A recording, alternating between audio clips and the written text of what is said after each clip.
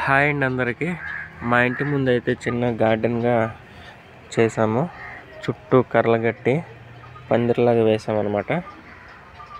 ఎందుకంటే ఇలాగ పందిరి గట్ట వేయకపోతే కోళ్ళు గట్ట లోపలికి వచ్చేస్తాయని చెప్పేసి, చిన్న చిన్న మొక్కలు కొరుకు తినేస్తాయని చెప్పేసి ఇలా పందిరి వేయాల్సి వచ్చింది. ఎందుకంటే మాకు ఈ గిన్నె కోళ్ళు గట్ట ఉంటాయి.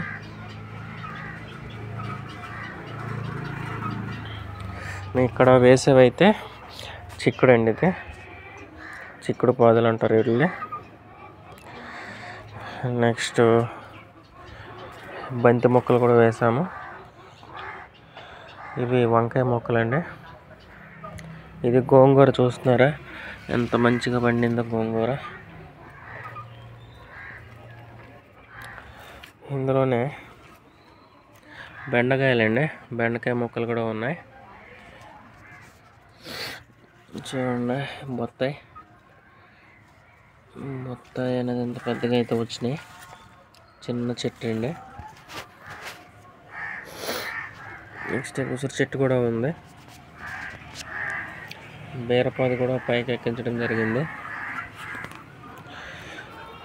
ఇంకా చూసినట్లయితే ముల్లంగి దుంపలండి, తెల్ల దుంపలు అంటారు కదా, ముల్లంగి దుంపలు కూడా వేయడం జరిగింది. చూడండి దుంప ఎంత వచ్చిందో.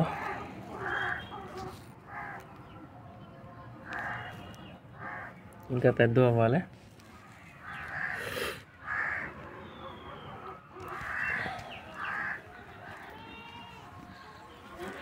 బెండకాయలు చూస్తున్నారా ఎంత వచ్చినాయో.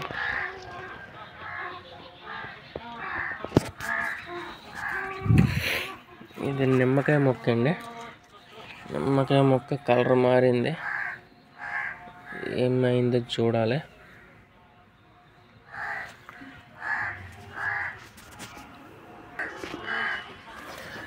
ఇంకా తోటకూర విత్తనాలు కూడా చల్లామండి. కానీ మొత్తం అన్ని విత్తనాలకు కూడా 4-5 మొక్కలు మాత్రమే రావడం జరిగింది. ఇలా ఎందుకు జరిగిందంటే ప్యాకింగ్ అనేది ఎక్స్పైర్ అయిపోయిందండి. అది మేము చూసుకోలేదు.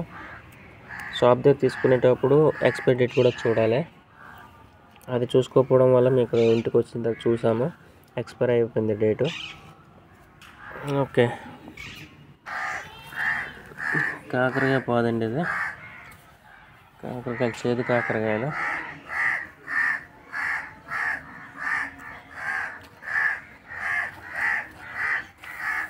చూడండి చిక్కుడుకాయలు ఎలాగ ఉన్నాయో, చిక్కుడుకాయ పాదులు. ఇంకా చిక్కుడుకాయలు అనేది రాలేదు, ఇంకా పువ్వు మాత్రం వేసింది. నెక్స్ట్ మిరపనారండి, ఇది ఇంటి దగ్గర తెచ్చుకున్న మిరపకాయలు ఉన్న విత్తనాలు అయితే వేయడం జరిగింది. బాగానే వచ్చింది.